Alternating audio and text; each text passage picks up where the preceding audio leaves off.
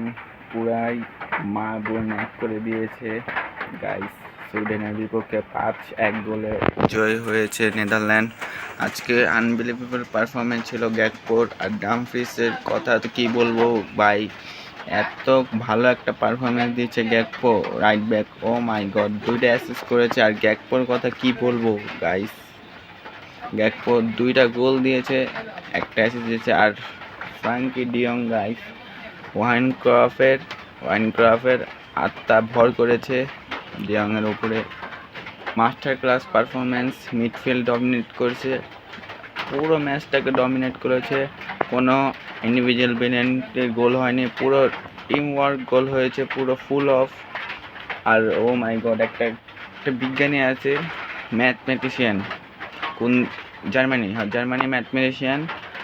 সে 2014 সাল থেকে প্রেডিক্ট করতেছে ওয়ার্ল্ড কাপ। 14 সালে বলছে জার্মানি জিতবে, 18তে ফ্রান্স, 22-এ আর্জেন্টিনা, এবার বলছে নেদারল্যান্ড।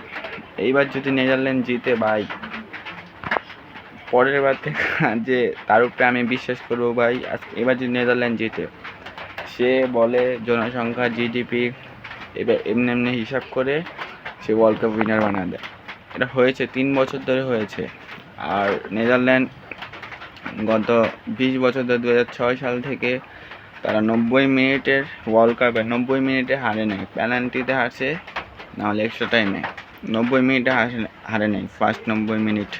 তো এটাই জার্মানি নিয়ে কি বলবো। জার্মানি ভালোই খেলেছে, কামব্যাক।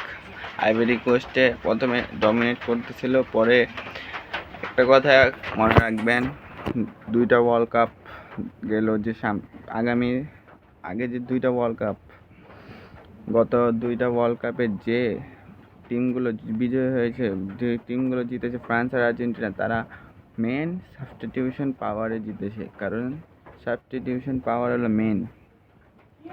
ওখানে জার্মানির সাবস্টিটিউশন প্লেয়ার চলে এসেছে, 2টা গোল দিয়েছে, জোড়া গোল।